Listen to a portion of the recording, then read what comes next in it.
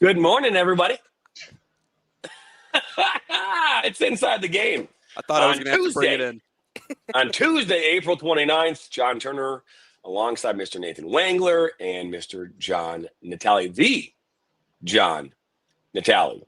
And we were just talking here before we hopped on the show about how much thin ice I may or may not be on when it comes to our joking with John Natale. And for that, I say, this cup has no ice in it, but it is cold. Yeah, because it's a thermal mug. Good morning, everybody, and happy Tuesday. It is the 29th day of April, and we are excited to have you tuning in here today on Inside the Game on the National Soccer Network, YouTube, Roku, Twitter, and Facebook. And it is episode number 73. 73 of these shows we have done as of today. And I guess that's really cool, actually, the more I think about it. 73 shows. It's pretty impressive. We're getting outdated. We're getting outdated. We're falling out of the loop. We're past our prime, JT. So we're on the latter half now of our 73. No, I'm kidding. But we gotta figure out something to do for 100 though. That'll be should be a big bash, big rave. Let's do like a 3-hour show and just go crazy or something. I don't know, but 73 is good. That's a good mark, I feel like. Yeah, I mean, I also have to say this is yesterday we talked about this whole thing going on here on your head, and we talked about it. You made a post on it on TikTok. Obviously the lighting's a little better, a little more high def this morning, so it really looks worse. I just hate the half circle I got on my forehead. Like I'm regretting, you know what I mean? Yeah. I'm regretting not wearing a hat. Like that probably would have been preferred because it's actually like getting darker in some of the other areas. So it's like it's actually kind of helping out. Like you get that base burn and then everything else kind of, like I said yesterday, builds off of that. But I didn't get any of that. I mean, I just got, I got this big old line. This was the first thing John Natale said when he hopped on with us here today. He goes, "What? How did you manage to get one solid line across the middle of your forehead?" Well, let me tell you, wore a hat, backwards hat. But yeah, Well, that's how that goes. Well, I think what you were trying to do inadvertently and subconsciously was trying to match the colors of Indiana on your face. That could have been. Could have White been. and red. Yeah. White and red. Or, I mean, Yep. pasty and red. Just like Yep. I am, pasty and red. Indiana, we're all for you. Never daunted. Never Wait. daunted. 11 scarf? Indiana. Nate. 11 scarf? Nate. About the same red. Well, you are, and you do, Close. and you do have some navy blue on today. There you So go. you are. Go 11. Key match coming up this Saturday. Michael A. Carroll Stadium. Be there. 7 p.m. kickoff. Inside the Game is taking things to a whole new level here. We are going to match your scarves with our faces. With our faces. Yep. There's some blue on there too, so Oh, that's well, funny. for the sake of time, we could talk about your face for a long time. We're not going to do that. It's Yeah. subject to conversation. But so some scheduling updates, which I have yet to inform our person in charge of that, Bianca, of some changes that have happened here today.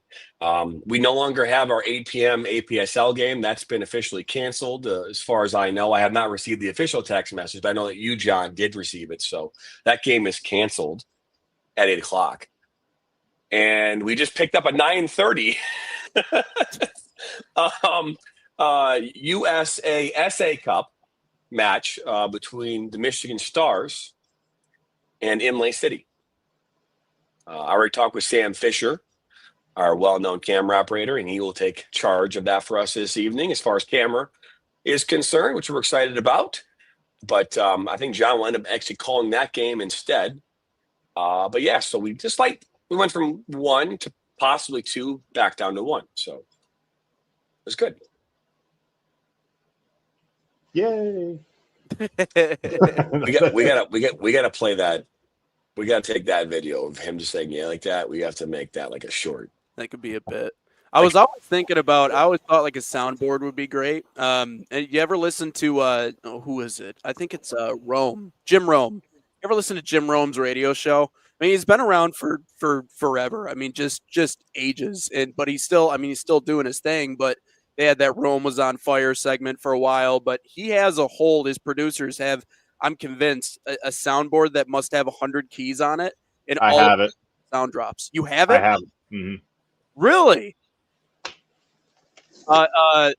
Yeah, okay, yeah, mixer with the drop button. So it's something I imagine it's something similar to that Rome's producers have, but it's hilarious because what he'll do is like previous callers, he'll take like segments or things that they've said or stuff like that, like past shows, and he'll literally break it up. And as they go throughout the show, they'll drop in stuff. And I don't know if they work new stuff into it, but it's as simple as just getting a soundboard and playing the buttons. So I think you got a soundboard on your side, JT. You just got to put a couple of sounds in those buttons and hit them as we go. But no, that's one of those things. TV, radio, it makes it so much better when you got those sounds being played. I don't disagree with you.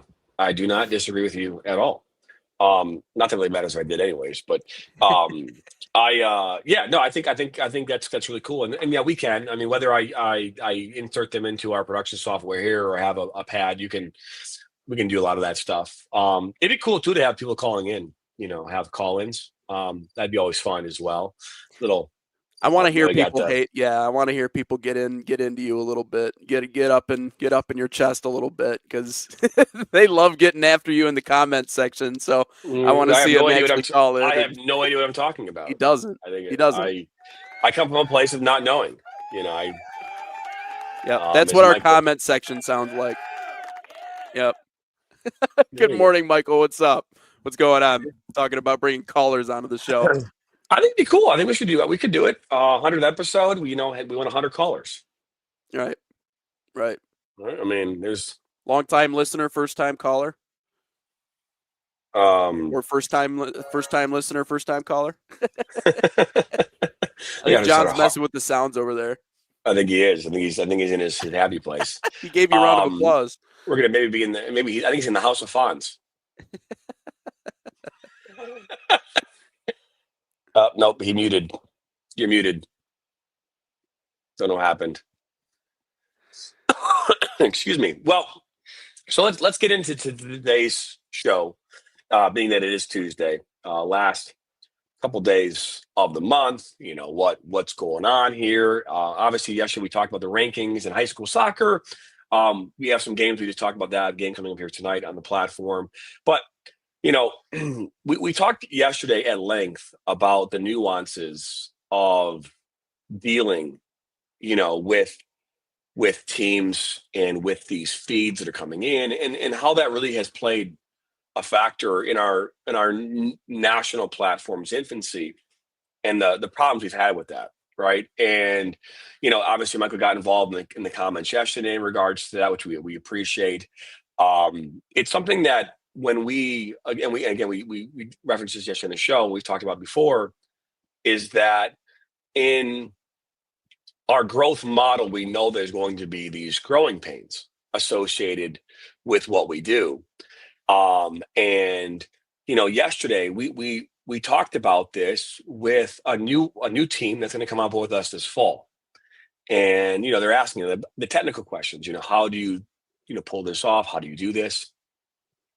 And the thing that I keep telling teams is that, and again, I mentioned this yesterday on the show, that league saying it's mandatory, great, but that doesn't solve the problem, right? What solves the problem is that teams take this part of their organization seriously, right? The teams that take it seriously, and I don't mean when I say seriously that you have to be micromanaging it and involved in it and no, it just means that you have to dedicate resources, money, time to this, even if you're outsourcing it. Because if you're outsourcing it, you've decided that you don't know what you're doing, or you don't have the time for it, you don't have the resources for it. but I'm going to hire someone to do that.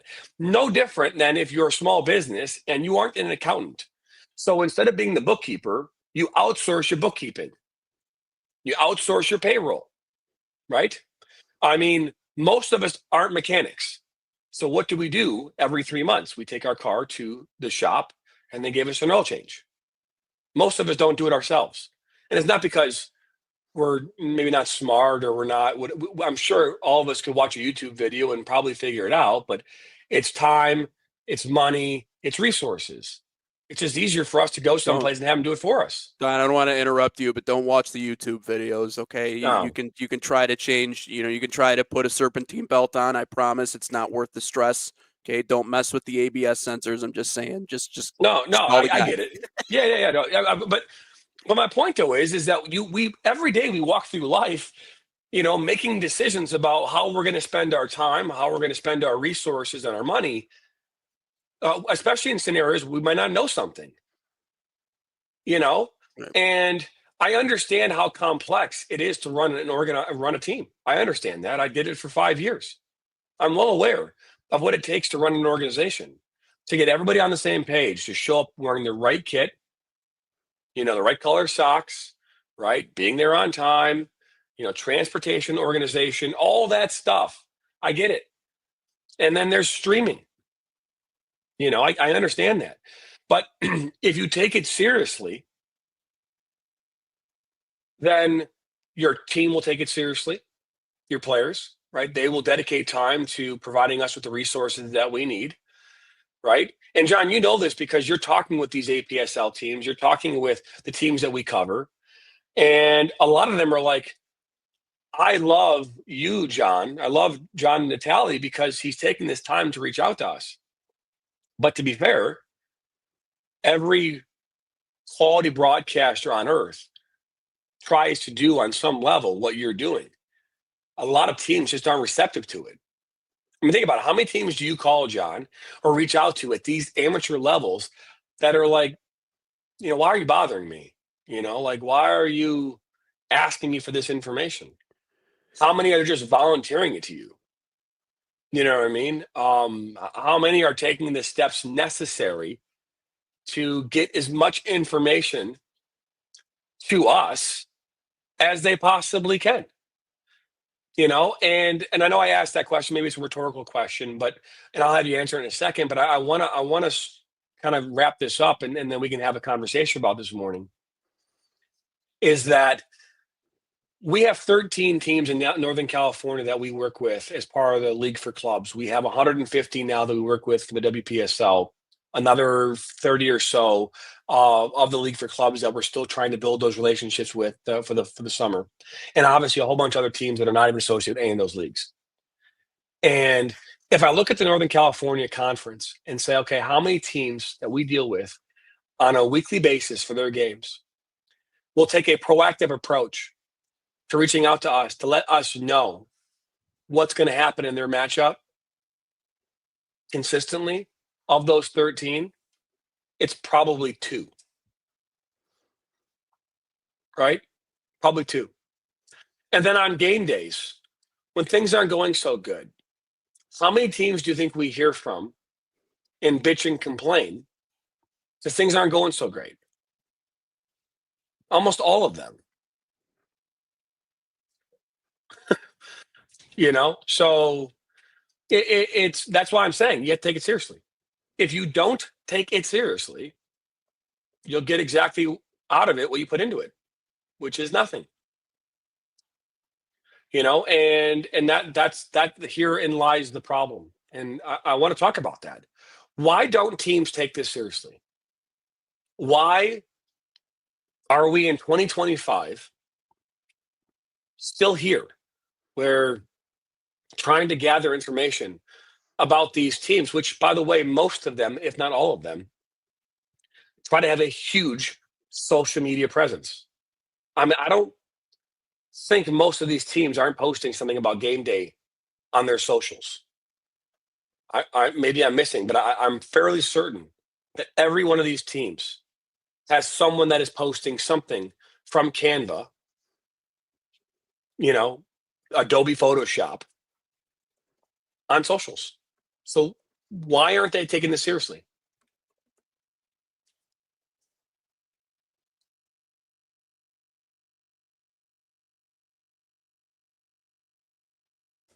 I can't hear both. I can't hear either John, of I'm you not guys. sure, but your mic is still muted. Yeah, John, I don't know. Maybe you rewired something. Yeah, it's definitely now you're muted for sure. I can see he's muted, but I can, while he's working on some of that, to just try and get the audio back. When you do, John, by the way, just feel free to go ahead and cut me off, jump in if you want. The thing that I'll say, JT, about what it is that you're talking about, we're a lot of what we're going up against, especially in the live streaming realm. Number one is people that don't really understand what it is that we do. And the truth is that a lot of what we do, sometimes I feel as if I were to just go on air, and as long as the game's being captured, if I just read off the sponsors, if I just say what I'm supposed to say, well, then that kind of gets the job done, right? People kind of look at my job as, hey, you are like the extending PR arm of, the team, of the organization. There's a lot of people that just look at our job and think, it's just kind of plug and play. You just kind of show up, you plug in, and you go. And that's all that it looks like. They don't see the amount of work. And it goes back to what you were saying yesterday about having someone follow you around with a phone and seeing what you do on a typical game day, because they don't see the amount of ramping up that goes into the pregame and everything that goes with that, and getting the information and the player numbers and all that other stuff, and being able to actually put a good show together. Because I'll always say this, right, and I say this to everyone that wants to talk to me about this job field, 95% of it is prep work. 95% of it is figuring out who is where and why and all this other stuff. People, for them, it's hard to picture that, because they don't understand exactly what it is that we do. They don't get it. A lot of them, I'll actually tell you this, a lot of them actually loop us in with public address announcers. They see a guy with a microphone, they're like, oh, it's the same thing, right? No, it's not the same thing. And that just goes to show, whenever people watch games on TV, like, what we do is just expected, so that's where people, they almost kind of think it's robotic in a sense. But we're also dealing with the other side, which is we're dealing with the old guard in a lot of these positions. And it's funny because the broadcasting side has changed even since I started. My senior year of high school, going into my, freshman year of college, when I first started getting into this, none of this was really a thing, at least not to the extent it is now. Like I said, when I was in high school, like, we had a Bluetooth connection, an audio connection, and that was it in terms of the broadcasting side.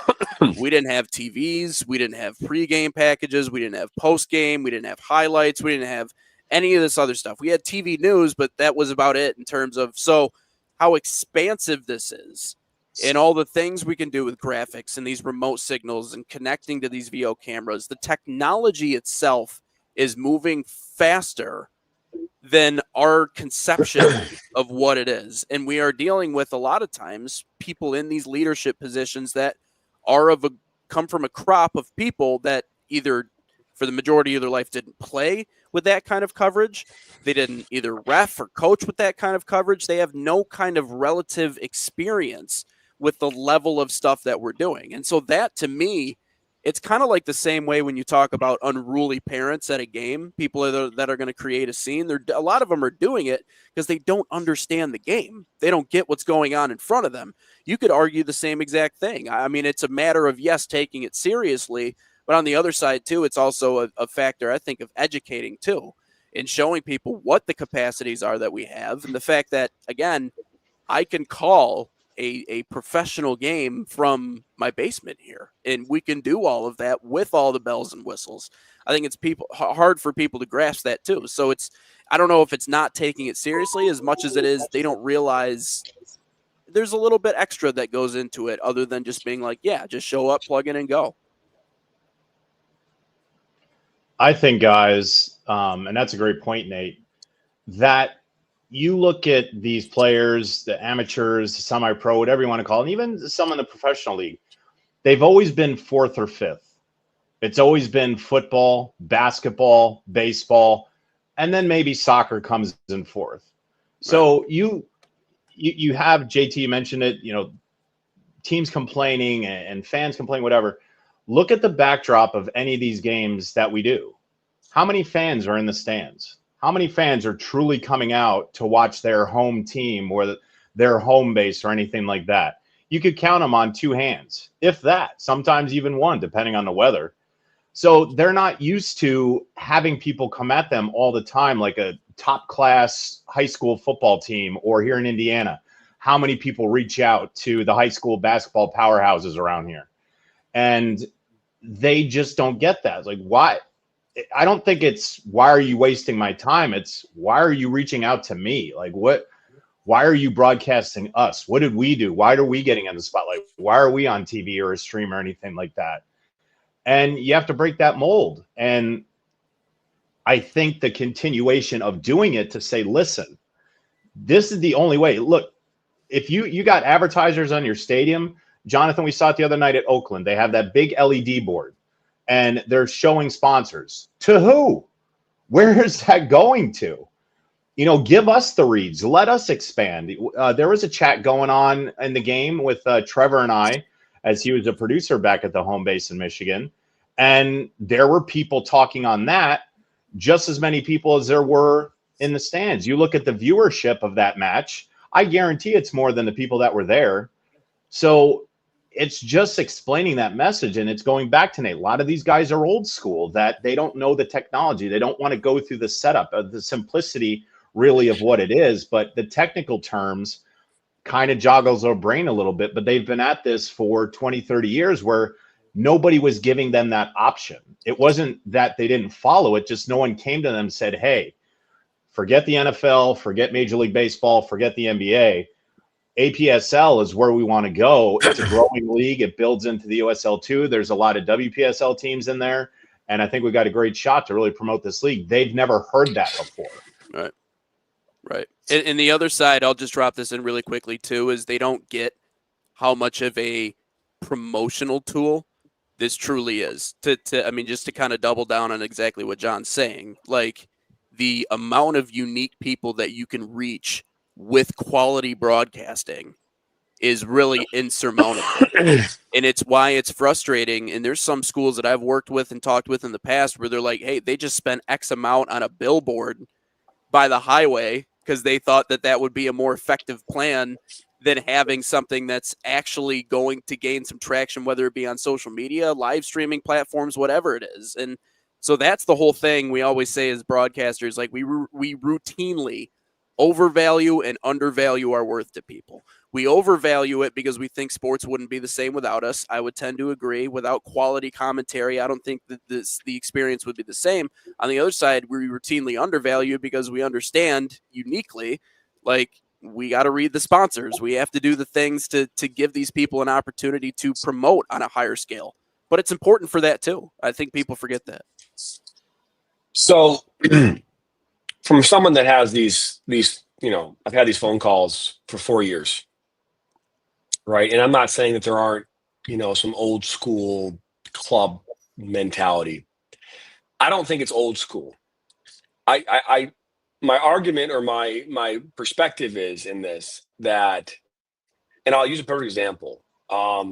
Last summer, I was heading over to a barbecue and I ran into a coach who had just won a national championship at the youth level. And as part of our, our role here, we had made a habit of reaching out to teams that had successful runs at U.S. Youth Nationals, and this is one of those teams.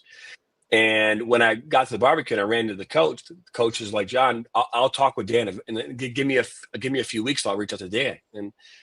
And I looked at him and I said, no. He's like, what do you mean no? I'm like, his name is Henry. I'm like, Henry. I'm like, if this was any other sport, you would have been interviewed by 13 organizations at the end of your game. I go, but because it's soccer at the youth level, no one gives a shit. Mm-hmm. And I go, if you want people to give a shit and you want to be in a space where you have 13 reporters, give us the story now. Mm-hmm. Don't wait. Because right now, and I keep telling this to Dan, because Dan is an old school thought process. It's one of the reasons I love Dan and I hate him at the same time is because there's that constant battle between new and old. That's constantly happening between the two of us. And he's like, no, John, I want to call these coaches, and I want to beat it over their head with a stick that they need to reach out to us. And I'm like, no. I go, our message should be this. Yeah. If you want to be involved, get involved. And if you don't, you're left behind. Yeah. Right? Because there's a time where everybody we have enough stories to write. I don't need to go looking for stories. They come to me on a regular basis in the form of an email from coaches and teams all across this country saying, write a story about me, please. Right? They're like, hey, write a story. Here you go. I keep saying to Dan, I go, if no one is engaging with you, okay, then only work with those who engage with us.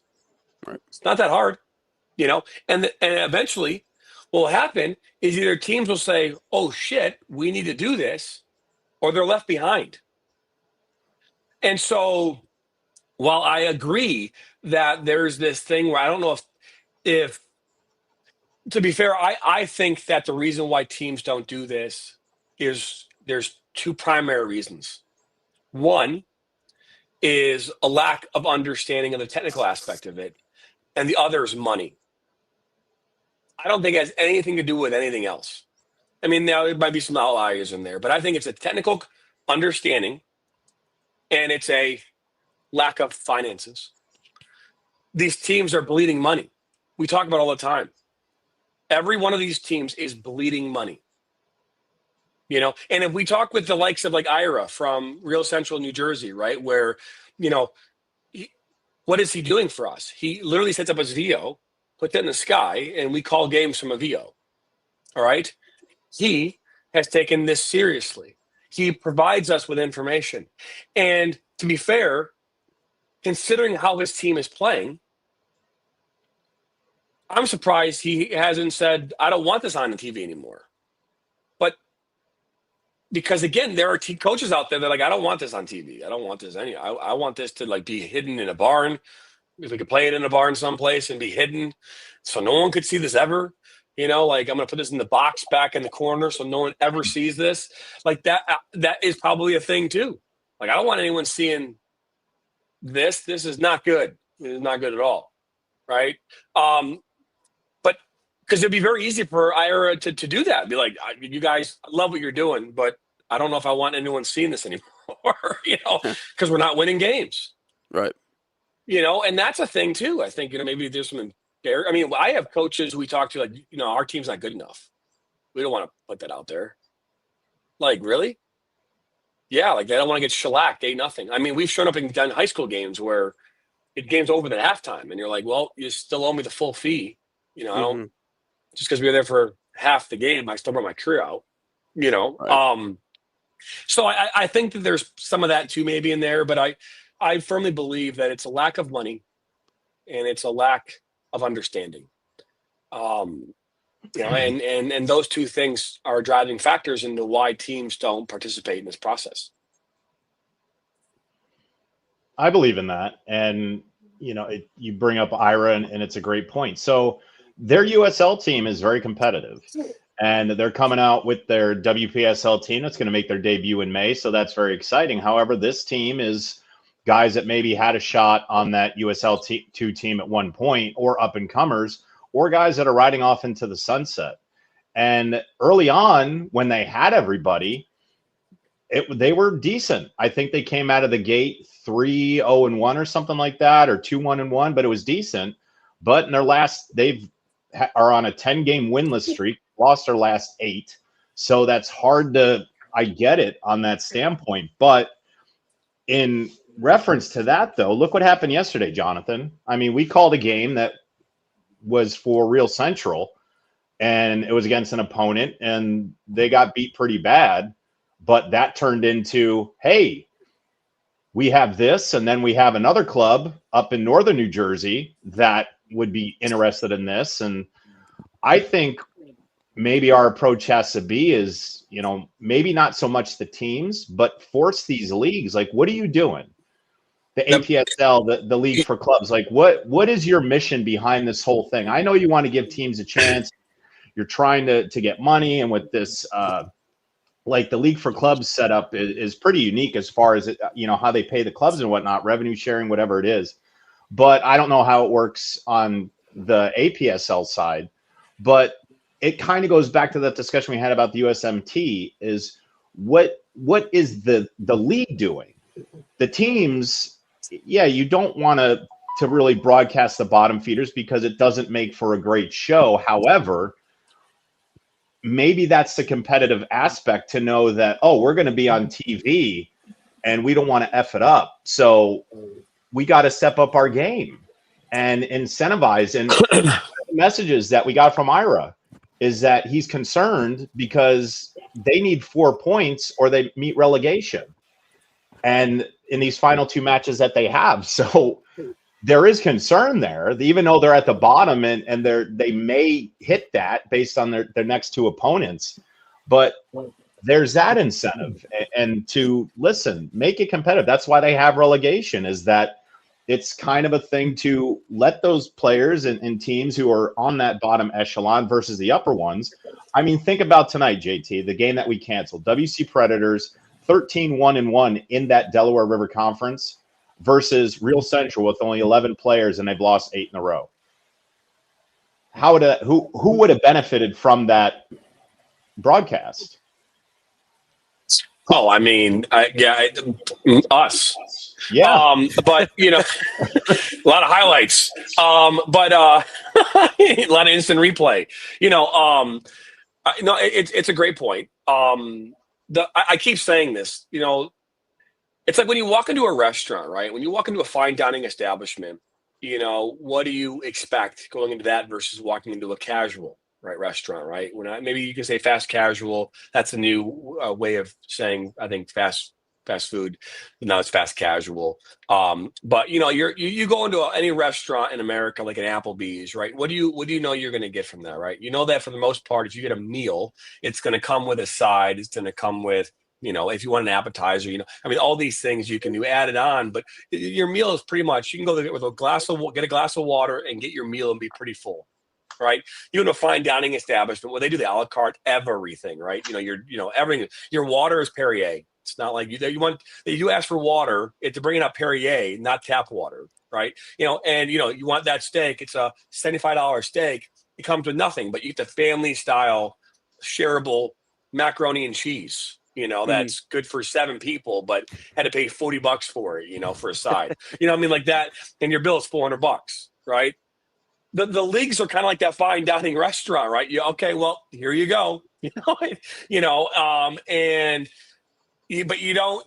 get anything else. You get okay, I want the steak. I want to be part of your league. Okay, it's $5,000. Here you go. Thank you very much. All right. I'd imagine on some level they get some insurance in there, right? Some kind of insurance is built into these leagues typically. But what are you getting? I work with a lot of the leagues, and I'm not going to sit there and tell you that these leagues are like just taking money, but I don't know what the leagues, it's like a franchise establishment that is, okay, you're a franchisee, you get the restaurant, you get all the support tools and resources, and the restaurants every month is paying $400, and part of their profits are going right back to the corporate office. But what do they get? What are they getting for it? What is it you get? Okay, so revenue sharing sounds great, but you have to be generating revenue. So revenue sharing sounds fantastic, but if there's no revenue to share, you're not sharing anything. So we could argue that if you're your organization, you're probably not rev sharing. And then what else do you get? You get a force down your throat, different apps that you have to use because you have a league mandated app, right? Now you got to pay for that. You got to stream. But the league doesn't provide you with really anything to make that happen other than here's your streaming partner, right? In my world, if I had my own league, if I was the president of NSN's league, though it may come, it might happen. No, never know, right? Anyways, president of the league, right? Here's what I'd say. Your entry fee is $10,000, but you know what's included in that? Everything. Streaming, all included. Rain offices included, your insurance included, your uniforms, all included. Everything is included. And you wouldn't have to pay for anything else. The only thing you have to pay for is your, where you're playing your games and practicing, your facility fees. Outside of that, referee fees, all paid for. It'd be covered in everything, right? Because that is the biggest thing. It's like, okay, here's $5,000. I'm paying you $5,000 to the league. Okay, so $5,000, I'm in the league. What does that get me? All right. Well, if you're in the UPSL, it gets you in the league for 10 games. But you have to pay referee fees, facility fees, uniform fees, streaming fees, added insurance fees, blah, blah, blah. Okay. Then you win your league. So now you get to go play in these tournaments, the national tournament, where you can win $50,000, which, sounds great. But to get there, what do you got to do? You got to burn through cash. You got to go play in Chicago, take the whole team of 20 players to Chicago for a weekend. That costs you $7,000, right? Then you got to go play the next weekend in Columbus. That's another $7,000. You go do it again. Now you got to go to South Carolina. That's another $15,000. By the time you've gotten there, you've burned through any money you would have won. So you're going to break even? No, you're going to lose your ass. It doesn't make sense. The leagues are not like the UPSL is not like really paying for a lot of the travel of these teams. There are teams every year that win in the UPSL, and they can't afford to go, so they have to forfeit. So another team goes in. Is that right? Is that right? Chicago Nation has been to the finals 3 times. They are probably one of the more successful teams in the UPSL from a consistency standpoint. They win their league every year. They go on and they make it to the round of 32, 16, Elite 8, even to the national finals. They've gone there 3 times. It costs extreme amounts of cash to go to do a run like that, where you're putting people on a bus or a plane and traveling all over the country to do this. And I look at it and go, okay, well, you're $5,000. So if you have 400 teams all paying $5,000 to be in the league twice a year, by the way, is that $2 million? $2 million bucks? The UPSL is collecting $2 million. What is the UPSL giving the teams? Like, what do they get back? Okay, you get a $50,000 cash prize for winning the national championship. Great. Aside from that, what do these teams get? Like, what are they getting for that money? The right to play in the league? Shit. That seems like a lot of cashola. And again, I get great respect for these leagues, but what are you getting? What do you get? What is the value? As my voice is continuing to crack, I know. I'm sorry, but what is the value there, guys? And then more importantly, why? Why? The yearly buy-in to the USL is upwards of 15,000. It's some crazy number. The buy-in to is $75,000. It's insane to me. And teams are paying it, so obviously they get it. But I want to know what you get for that. Like, if you're Flint City Bucks in the USL League 2 and you're hosting a pod, a USL 2 playoff pod, there are 4 teams coming in and playing 3 games. You are required as the host of that pod to provide lodging and accommodations for those teams out of your own pocket. That's why most teams don't want to host, because you got to pay to host. And that's a significant dollar amount. Think about that. You're bringing 4 teams in, of which 3 are staying in hotels. So 3 teams are staying in a hotel, and all of them you have to pay for. So $150 a room times, 70 people. Right. It's an expensive weekend, Right. I don't know what you get. It's just to play at a higher level, huh? That seems, Michael, that just seems like a lot of money to be paying at a higher. What's higher even mean? Is he wrong though? I wouldn't say he's wrong. I mean, I think he's fair at a higher level, as in like not children. I mean, because obviously we see it at the much younger levels, but at the youth level, you know what you're getting. At the youth level, if you go pay $3,000 to the Michigan Jaguars, you know that you're going to get a licensed coach, or at least a coach who's approved by that, whatever. Your kid's going to get training 3 days a week. You're going to go into these games in MSYSA, MSPSP, ECNL, you know the league you're going to be in, right? And what's the end goal? Like, what's the end goal? Right. At the amateur level, what is the end goal? To play at a higher level? I mean, to be fair, I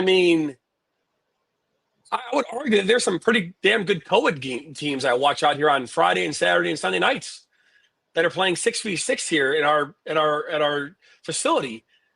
Pretty good soccer. It probably cost them like $70 to play in that thing for a season.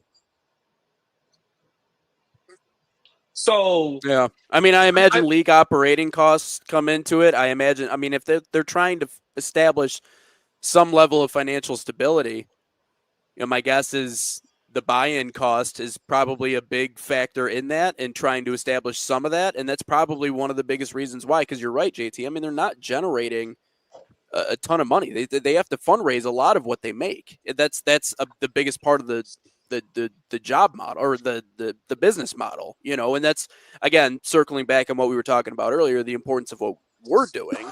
That, again, is, talk about investing money to make the experience better. Well, I think obviously we're one leg of that, and we can help promote people, but I think if they're not generating, because obviously they're not going to generate a ton from ticket sales. I mean, maybe a little bit, but not enough to really break the bank, not enough to really make a difference. I think that's probably the biggest reason why. I think if someone wants to come in and play, they have to, because that money, and I don't know the specifics of where that money goes. I couldn't tell you. I mean, I got Google AI in front of me that's giving me different ideas on where that money could be sourced to once it is received. But I think it's just trying to establish some level of financial stability anywhere for this league, because you're right, they're not drawing in money consistently. Michael goes, financial stability for who? League leadership and office, sure, but not for its club membership. Yeah, well, that's what I'm saying. Yeah, for leadership and office, but you're right. I mean, there's just not enough to go around. That's the importance of these. JT saying these clubs are kind of bleeding money, because they are. A lot of them are. All of them are, actually. I want to kind of put on my sales shoes here as far as what I've seen, and I'm not going to mention a team or an outlet. So there was a team that I was doing for an outlet last season, and it was their first year in the league.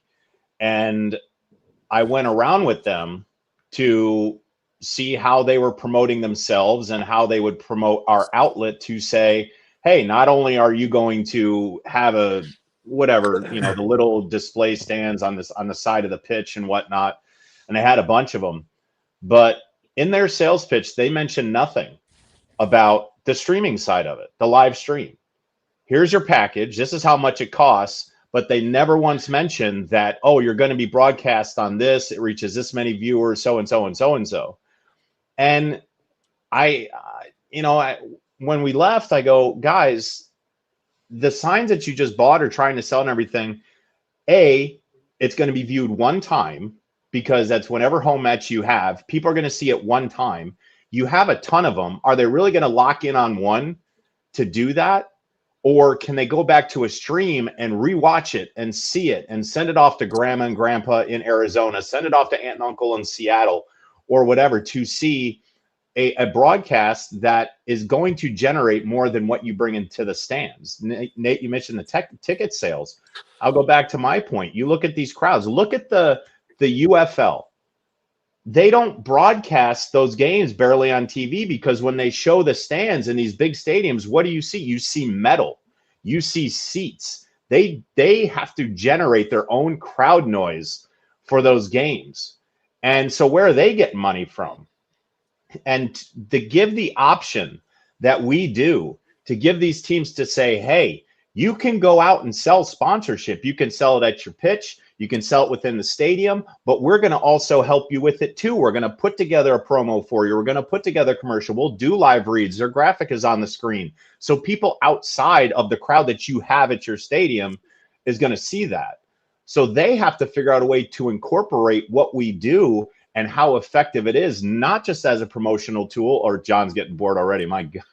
No, I'm not going All to. right. I could throw some firecrackers off and party favors out in the background if you like. But it's that what we do, just alone what we do, can generate them so much money. And you talk about the manpower and everything like that. I guarantee JT and Nate, and you guys would know this too, that 75 to 80% of these amateur teams run with volunteers. I guarantee it. Someone who's just dedicated to soccer, dedicated to maybe their kid or a friend or whatever. They're running around with volunteers. So you're telling me you can't find one more to run a camera or to be over there and be the camera guy, the setup guy, where the coach and the personnel, the higher ups, owners, whatever, don't have to deal with it? It's like some of these games that I do for the APSL where they have to track down the ball. The players have to. Why is there a youth team out there with ball kids? You know, let them see the players in advance and maybe where they can play at these bigger fields and more competitive soccer. But put four kids on the corners and let them run and get the ball. Make it so it looks like a game instead of when you talk about the co-ed teams, JT, that when we were little, playing 7, 8 years old, where we had to run and get our own ball and we're crossing, the ball gets kicked and then we have to run across the softball field into the jungle gym and it gets under where the water sits under that old jungle gym that we always fell in. They can make the game better. It's just, I think it's just solely on effort. We give them the option to make money. We give them the option to make the game better. We give them the option to say, hey, look how my game is broadcast. But you put slop on the field, and maybe that's the mentality that they have. And they just don't care that much overall. Yeah, I mean, I don't know. I don't disagree with you in regards to, you know, the interns and the volunteers and the things that go into, you know, this process of organizing and running teams. You know, I make this statement a lot because it's the case. It's the case because it really is. If I were to go into a room full of coaches and ask them, is streaming is the number one thing on their mind when they won't show up to a field on a game day? It's not, right? And so, but it is for me, right? Your game streaming is my number one priority, regardless of who's playing or what day it is. It's my number one priority. And if the game, like the stream can't happen without the game happening, right? Those, you know, I could stream. Great, the stream is up, but there's no game because the referees didn't show up. So no game, right? So it's the game, and what happens at the game is the most important part. And then the streaming becomes a secondary thing. You know, it's a byproduct of the game actually happening in real time. So every team and interns, volunteers, they are all focused on making sure the game day experience happens, not the game day broadcast experience, the game day experience. And now, not every club is like that, but I would argue that 20% of your clubs are concerned about the broadcast experience. I would think that probably 60 to 70% are in, you know, yeah, sure. Oh, thumbs up, it's good. You know, it's like, whatever. Don't, you know, if I have an intern, like for example, look at what happened on Saturday, right? Our guy who was responsible for giving us the feed on Saturday to the San Rafael game, he's been very good about getting the feed up. He calls me. I text him or call him right around because I hadn't gotten the feed yet, about a half hour before the game.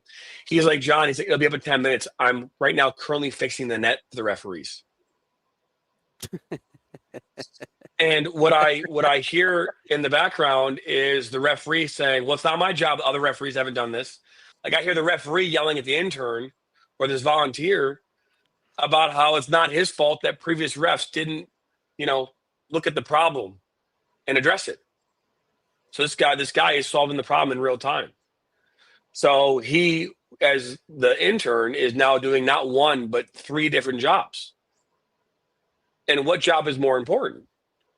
Is my camera feed more important than the net getting fixed so the game can start off on time? It is not. And while these teams might have volunteers, they don't have a bunch of them. Most teams might have one. And a lot of times it's like, to be fair, it's probably the coach's wife, or the owner's daughter. It's like, you're asking family. It's, nepotism at its finest, as my daughter would say. Right? And they're just pulling it together. Because you're not paying them. There's no money to pay them. They paid the league $5,000. And they're paying the referees $150 a game. They're paying to be on that field $800 for 4 hours, because the leagues require that the field teams have access 4 hours before a game. So they're paying $800 for a football stadium in Albuquerque, New Mexico, where Walter White lives. Out of curiosity, for our setup, how long does it take? Like our setup? Well, it depends. Yeah. I mean, obviously, it could be. I mean, if I'm taking my full setup to a location, to fully set up our full setup takes about 45 minutes. Okay, so that means if I had 3 cameras set up. Right. Okay, so what about Ira's situation with Real Central? 13 minutes. Okay, so maybe. You're telling me that so it's like, why?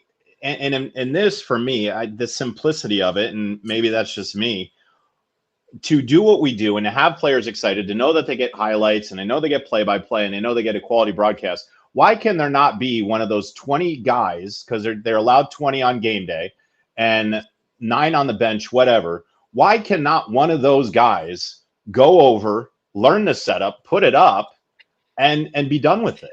I mean, it's like team responsibility. If that were me, if we had this in high school when I was playing, and someone said, John, could you go set up the VO real quick? It'll take 10 minutes. You know how fast I would have run faster over there to do it than I would have on the pitch. Plain and simple.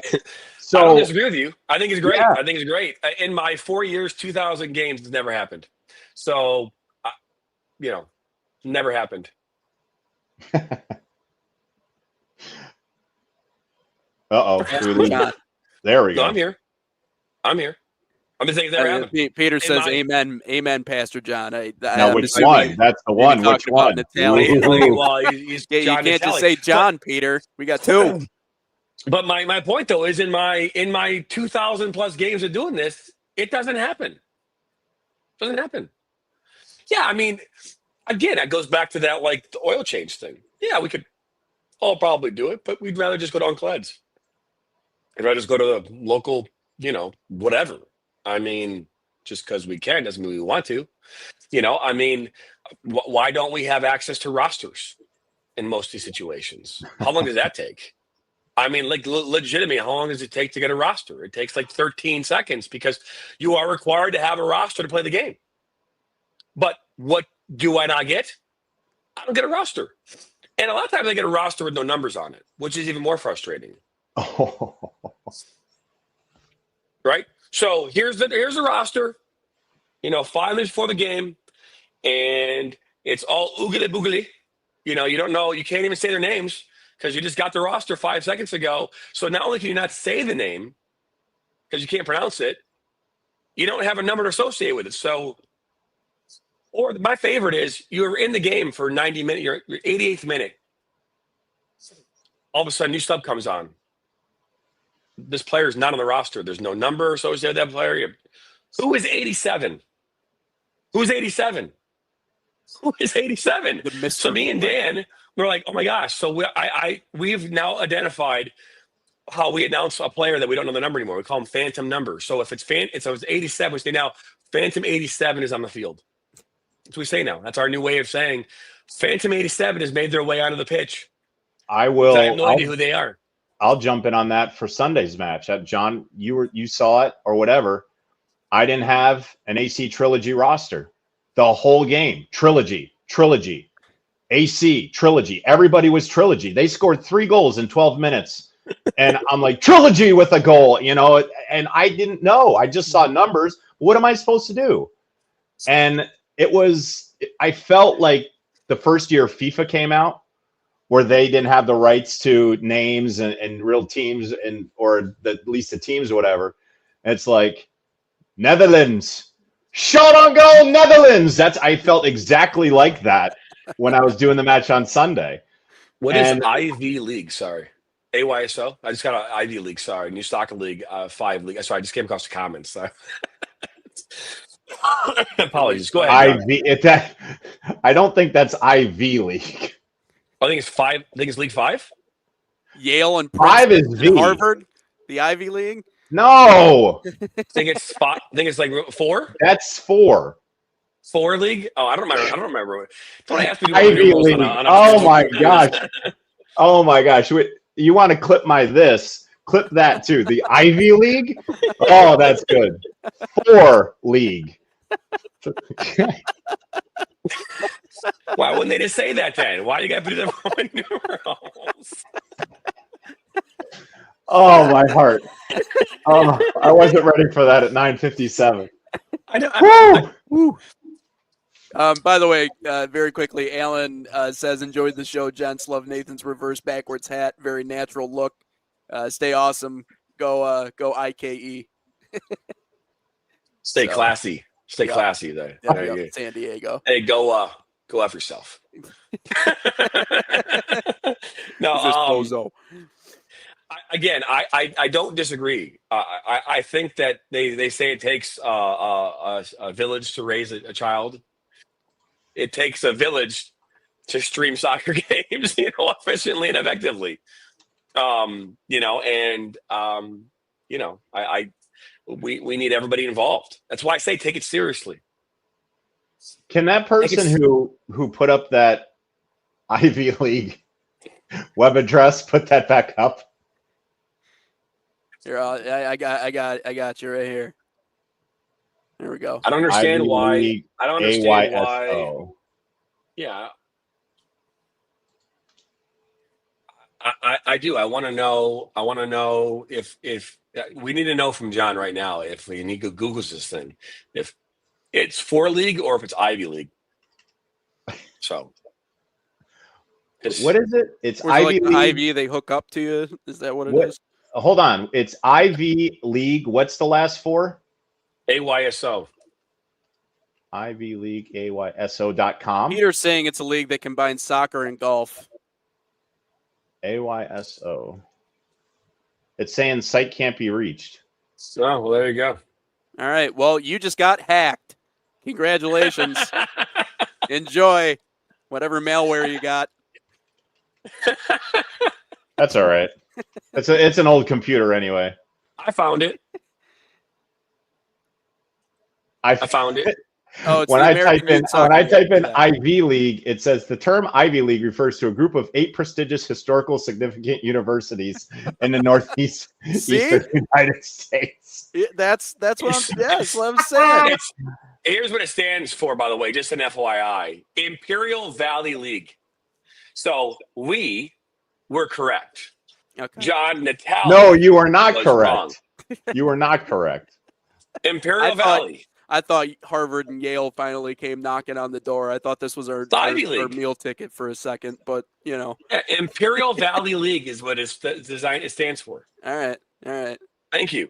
Out of Cali is what Peter Mazuik is saying. So, Ivy League. Cali boys. Thank you. Thank you very much. Thank you. Pastor Natale needs to go back to church. I'm agnostic. So I'm good. There might be something out there, maybe. That's funny. Either way, and they're located in El Centro, California. So it's IVUSA. It's IVUSA Soccer. Is that what we're looking at? No. We're looking at Ivy League AYSO.org. And .org. Nobody gave me the .org. Come on. I don't know why. Where's the .org? There we go. Don't forget the slash at the end. I don't know if that's necessary, but it literally says Ivy League. So ASO Region 8031, American Youth Soccer Organization, founded in 1964. Yes. It's true. It's your story. And if you go to the About Us page and look at their email, it says imperialvalleyleague@gmail.com. So the Imperial Valley League, which makes Nobody wins this argument. We all lost. Let's just accept it. Let's take blame. We all lost. Come on. We didn't get it. That's what losers say. No, I won this argument. I won. It's accountability. Accessibility and accountability, the two key parts of broadcasting. You should know that. I love how I'm in the middle, so I can I'm just stating mitigate this. that you laughed at me, and so we should clip this whole thing because we said Roman numerals wrong. So upon further review, it was not a Roman numeral thing. It was actually IV for Imperial Valley League. Therefore, you, sir, are wrong. Were you right? Was it IV or was it Imperial Valley? Well, IV is the abbreviation for Imperial Valley. Right. So what is it? It's IV. What do you mean? Oh, you gotcha. What do you mean? Oh, he got you. What do you mean he got me? I said Ivy League. What am I missing here? Yeah, but what is it? It's Imperial Valley. IV. So it's not IV, it's Imperial Valley, right? Right. So if I put let's carry on. If I made www.jn.biz, what would it be? How would you know? Is it JN? What is it? Man's got a point.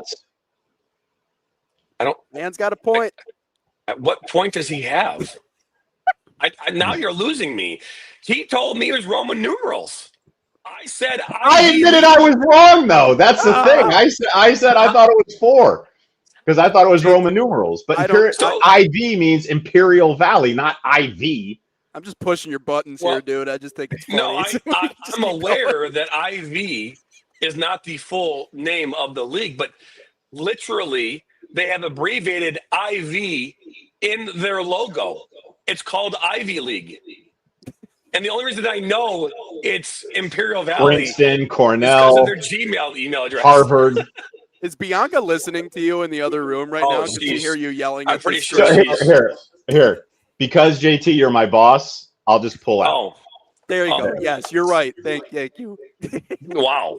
Okay. Wow. I don't need any favors because I'm your boss. I just need you to apologize in writing. I just said I was wrong. I just did.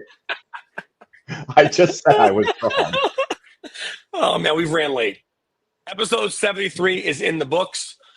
We appreciate you stopping by here on this Tuesday, the last day of 29th of April is on the last Tuesday, not the last day, but my bad. Either way, it's been Inside the Game, National Soccer Network. Make sure you come back here tomorrow, same time, same place. I want to thank our special guests, as always, John Natale on Tuesdays. Nathan and I will be back at this again tomorrow morning for episode number 74. Till tomorrow. So long, everybody. Peace.